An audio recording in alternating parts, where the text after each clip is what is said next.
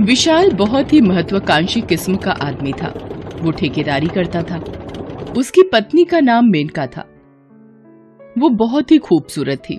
विशाल के जीवन का एक ही मंत्र था, बाप बड़ा ना भैया, सबसे बड़ा रुपया।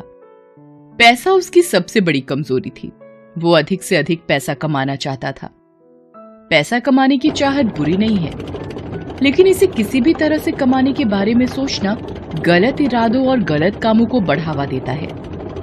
कुछ मजदूर बिल्डिंग निर्माण का काम कर रहे हैं। विशाल उनके पास ही खड़ा उन पर नजर रखे हुए है। अरे क्या कर रहे हो, क्या कर रहे हो तुम लोग? इतना सारा सीमेंट मिलाओगे तो मैं तो कटोरा लेकर भीख मांगने लगूंगा। साहब, इससे कम सीमेंट लगाएंगे तो बहुत ही कमजोर बिल्डिंग बनेगी। हाँ, वो कभी भी गिर जाएगी, बता रहे। हाँ। अरे ओ सोशल वर्कर, हम कोई ताजमहल नहीं बना रहे जो सालों साल टिके रहे।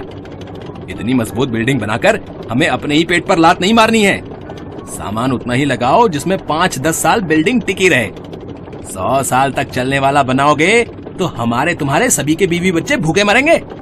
विशाल ये गोरख धंधा सालों से कर रहा था और इस काम के लिए वो बड़े बड़े अधिकारियों को समय समय पर मोटी रिश्वत भी दिया करता था। इस कारण ज्यादातर कॉन्ट्रैक्ट उसे ही मिलता था। उसकी पत्नी को उसकी पाप की कमाई से नफरत थी, लेकिन अगर वो कुछ बोलती तो विशाल उसे भला बुरा कहने लगता। दुनिया में अगर सबसे हसीन कोई चीज है तो वो है ये दौलत, ये नोट, ये 1000-500 के नोट मेरी महबूबा की तरह है। हाँ। ये कहते हुए विशाल उन नोटों को पागल की तरह चूमने लगता है। चूमते चूमते ही वो अपनी पत्नी मेनका को आवाज देता है। मेनका, अरे ओ मेनका, अरे कहाँ मर गई तुम? तुम्हें शराब की बोतल लाने को कहा था ना? इतने में मेनका वहां आ गई। उसके आते ही विशाल उसके हाथों से शराब की बोतल ले लेता है और उसे ही मुंह में लगाकर पीने लगता है। ये क्या कर रहे हैं आप? भला ऐसे कोई शराब पीता है? देखो मेनका, पत्नी हो पत्नी की तरह रहो, बाप मत बनो। वैसे मैं तो अपने बाप की भी नहीं सुनता था। अपना नहीं तो कुछ मेरा ख्याल तो करिए। तेरा ही तो ख्याल है मेरी जान, इसीलिए एक नया फ्लैट खरीदा है। इस हफ्ते हम उसमें शिफ्ट होने जा रहे हैं। अरे, अभी तो 6 महीने पहले हम इस फ्लैट में आए हैं, फिर से नया घर? अरे तू बहुत बोलती है। तेरी किस्मत बहुत अच्छी है कि तेरी मेरे साथ शादी हुई। यहाँ तो लोग पूरी जिंदगी एक घर तक नहीं बना पाते और तुझे 6 महीने में ही एक नया घर रहने को मिल रहा है। वो कहते हैं ना कि समय एक समान कभी नहीं रहता।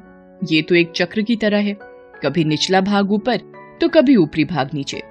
लगातार विशाल खराब क्वालिटी के मटेरियल द्वारा बिल्डिंगों का निर्माण करवा रहा था। इस कारण उसके निर्माण कार्य में बहुत शिकायतें आने लगी। जिन अफसरों को वो मोटी रकम देकर अपना काम निकलवा लेता था, वो भी उससे पल्ला झाड़ने लगे। विशाल फोन पर बात कर रहा है। अरे सिंह साहब, ऐसा मत करिए। आप तो घर के ही आदमी हैं। लाखों रुपए मैंने आपको दिए हैं। इस बार ऐसा क्या हो गया जो आप मेरा टेंडर नहीं पास कर रहे हैं? लाखों रुपए दिए हैं तो मेरे द्वारा करोड़ों कमाए भी हैं। मुफ्त में नहीं दिए। इस समय मैं तुम्हारी कोई मदद नहीं कर सकता। विशाल को नए कॉन्ट्रैक्ट मिलने लगभग बंद हो गए। आमदनी बंद हो गई तो उसकी हालत पागलों की तरह हो गई, क्योंकि उसे हर दिन नोटों की गड्डियों को देखने की आदत हो गई थी। उसे पता था कि सिंह साहब चाह ले तो बहुत कुछ हो सकता है, लेकिन इस बार पैसे लेकर भी वो काम करने को तैयार नहीं थे। एक दिन जब सिंह साहब ऑफिस से निकल रहे थे तो विशाल उन्हें अपने घर पर ले जाने की जिद करने लगा। पहले तो सिंह साहब आनाकानी करते रहे, लेकिन विशाल ने जब पुराने संबंध का हवाला दिया तो वो मान गए। शाम को दोनों घर पहुंचे। विशाल और सिंह साहब बैठे हुए हैं। अब बोलिए, क्या लेंगे आप? आज पीने का मूड नहीं है विशाल। अरे सिंह साहब, आज आपको एकदम मस्त ब्रांड पिलाता हूँ। इसका नशा धीरे धीरे चढ़ता है और ऐसा चढ़ता है कि भाई साहब आप दीवाने हो जाते हैं इसके। हाँ। उसके बाद विशाल अपनी पत्नी मेनका को आवाज देता है। मेनका, अरे ओ मेनका, इतना देर क्यों कर रही हो?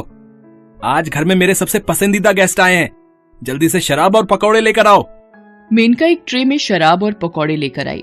सिंह साहब ने जब विशाल की पत्नी मेनका को देखा तो देखता ही रह गया।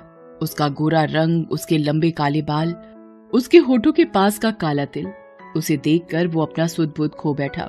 विशाल ने सिंह साहब को अपनी पत्नी को ताड़ते देख लिया। क्या बात है सिंह साहब? कुछ नहीं, कुछ भी तो नहीं। फिर मेनका कमरे के अंदर चली गई लेकिन सिंह साहब की नजरें जब तक वो अंदर नहीं गई उसी पर टिकी रही। सिंह साहब, देखिए मैं बहुत तकलीफ में हूँ। मार्केट से बहुत पैसा उठा रखा है, सभी तकादा कर रहे हैं। अगर कोई नया काम नहीं मिला तो बहुत मुसीबत हो जाएगी। लेकिन सिंह साहब तो किसी और दुनिया में ही विचरण कर रहे थे। वो सपने में विशाल की पत्नी को अपनी बाहों में भरे घूम रहे थे। विशाल क्या कह रहा था उस पर उनका ध्यान नहीं था। सिंह साहब, आपने सुना मैंने क्या कहा? हाँ, सॉरी विशाल, मैं कुछ और सोच रहा था। हाँ, तो तुम क्या कह रहे थे? सिंह साहब, कुछ इस गरीब पर भी ध्यान दीजिए। कॉन्ट्रैक्ट मिलना बिल्कुल बंद हो गया है। इस तरह तो मैं सड़क पर आ जाऊंगा। अरे विशाल, इतनी सुंदर पत्नी है तुम्हारी और तुम ऐसी बातें कर रहे हो? अरे तुम चाहो तो कॉन्ट्रैक्ट क्या, बड़ी बड़ी कंपनियों में तुझे पार्टनरशिप दिलवा दूं, लेकिन इस बार कीमत ज्यादा होगी। हाँ। अरे वाह, लेकिन कितने पैसे देने होंगे? बोलिए तो। पैसे नहीं, अब मुझे तुम्हारी बीवी चाहिए। मेरी बीवी चाहिए? मैं समझा नहीं। देखो विशाल, कुछ पाने के लिए कुछ खोना पड़ता है। मैं तुम्हारी बीवी के साथ रात बिताना चाहता हूँ, फिर तुम्हारे लिए सारे रास्ते खुल जाएंगे। विशाल पैसों का भूखा था। उसने पैसों के लिए अपनी बीवी का सौदा करने का तय कर लिया। उसने अपनी बीवी से इस बारे में बात की। दिमाग खराब हो गया है आपका? आपको शर्म नहीं आती अपनी बीवी से ऐसी बातें करते हो? ओ भारतीय नारी, जरा चुप हो जा और कान खोलकर मेरी बात सुन। मुझे बहुत अमीर बनना है, समझी? पैसा मेरी कमजोरी है, तू जानती है। और इसके लिए तुम्हें किसी के पास मुझे सुलाना भी पड़े ना, तो मैं एक कदम भी पीछे नहीं हटूंगा। मैं नहीं कर सकती ये। अरे तेरा पति तुझे बोल रहा है ना करने को, तो करना, मेरे को कोई फर्क नहीं पड़ता। अरे मेरे साथ तो सोती ही है ना, बस समझ लेना तू मेरे साथ ही है। मेनका को विशाल पर बहुत गुस्सा आ रहा था। उसका मन तो कर रहा था कि वो कहीं भाग जाए, लेकिन वो चाहकर भी भाग नहीं सकती थी क्योंकि विशाल उसे भागने नहीं देता। अगले दिन सिंह साहब आ गए। विशाल ने उन्हें अपनी पत्नी के साथ एक कमरे में बंद कर दिया। मेनका चिल्लाती रही, लेकिन विशाल उसकी आवाज को अनसुना कर दूसरे कमरे में चला गया और तेज आवाज में कमरे में म्यूजिक सिस्टम बजाने लगा। सिंह साहब और मेनका एक कमरे में हैं। देखिए मुझे छोड़ दीजिए, मैं ऐसी वैसी औरत नहीं हूँ। अरे छोड़ना ही तो है मुझे, तुम्हारी बाहों में बिल्कुल आजाद। देखिए मुझसे दूर रहिए, नहीं तो मैं चिल्लाऊंगी। तेरी आवाज बाहर ना जाए उसका इंतजाम तेरे पति ने ही कर दिया है। चल अब ज्यादा समय खराब मत कर और मुझे खुश कर। मेनका एक असहाय औरत की तरह चिल्लाती रही। सिंह साहब उसके शरीर के साथ साथ आत्मा को भी आहत करते रहे। उसका बेशर्म पति विशाल पत्नी का सौदा करके खुद को मर्द समझने की भूल करता रहा। विशाल हर नए कॉन्ट्रैक्ट के लिए अपनी बीवी के सम्मान को ठेस पहुंचाता रहा। अब तो सिंह साहब के अलावा और भी कई लोग मेनका की इज्जत को रौंदते रहे। उधर विशाल नोटों के बिस्तर पर सोता रहा और मेनका कांटों के बिस्तर पर आंसू बहाती रही। क्या हो गया है जीवन में, क्या जीवन हो गया है मेरा। घिन आने लगी है मुझे खुद से। मुझे आजादी चाहिए इस नरक की जिंदगी से। मेनका किसी भी कीमत पर वहां से निकलना चाहती थी, लेकिन उसे कोई मौका ही नहीं मिल रहा था। एक दो बार विशाल का मोबाइल उसे दिखा, लेकिन जैसे ही वो उससे किसी को कॉल करने लगी, पीछे से वो आ गया। लेकिन एक दिन मेनका को मौका मिला जब उसकी पड़ोसन श्यामा ने उसके दरवाजे की घंटी बजाई। विशाल ने दरवाजा खोला। भाई साहब, वो थोड़ी चीनी चाहिए थी। कल मैं मार्केट तो गई थी, लेकिन चीनी लाना भूल गई। अब इतनी सुबह सुबह तो कोई दुकान खुली तो होगी नहीं। विशाल ने मेनका से श्यामा को चीनी देने को कहा और साथ ही उसे मुंह बंद रखने की हिदायत भी दी। फिर वो टीवी देखने लगा। बस उसी समय मेनका के दिमाग में एक आइडिया आया। उसने फट से एक कागज में लिखा कि मैं मुसीबत में हूँ, प्लीज मुझे बचाइए, और ये कागज चीनी के कटोरे के अंदर छिपा दिया। श्यामा ने जब चाय में चीनी डालने के लिए कटोरे में हाथ डाला तो वो कागज भी उसके हाथ आ गया। उसे पढ़ते ही उसका दिमाग सुन्न हो गया। उसने तुरंत पुलिस को खबर की। आधे घंटे में पुलिस विशाल के घर पर आ गई। अरे इंस्पेक्टर साहब, आपको कोई गलतफहमी हो रही है। यहाँ तो सब ठीक है, मैं और मेरी पत्नी खुशी खुशी यहाँ रहते हैं। ये पड़ोसी हमारे प्यार से चलते हैं, इसलिए लगता है किसी ने कोई शरारत कर दी है।